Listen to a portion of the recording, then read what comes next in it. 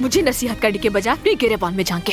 आपने अपनी बेटी को पैसों के गड्ढे में धकेल दिया। आपको सिर्फ पैसों से गर्ज और किसी से नहीं। आज के बाद से आप मेरी माँ नहीं, आप मेरे लिए मर चुकी हैं और मैं आपके लिए।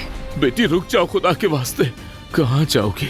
मेरी फिक्र मत करें, मैं तुम्हें कुछ पैसे देता हूँ, बस यही है।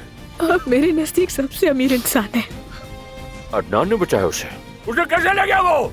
अभी आदमी उस लड़की पर फिदा हो गया है। बदबख्त अदनान, लगा था कि शहीद हो गया, लेकिन पता नहीं क्यों आ गया वापस। कुछ बातें हैं जो तुम्हें जानना चाहिए। तुम्हें जरा भी अंदाजा है कि तुम्हारे चचा अब्बास कौन है? अब्बास साहब। जमरुद कहाँ है? कहाँ है अभी जमरुद? अब्बास साहब, तुम यहाँ क्या कर रही थी? तुम तो मेरे भाई की अमानत हो। चलो, मेरा घर तुम्हारा मुंतजिर है।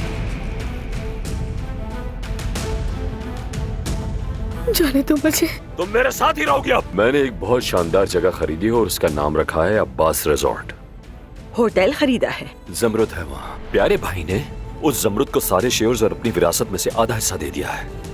विरासत की खातिर मेरा ये प्यारा बेटा जमरुद से शादी करेगा।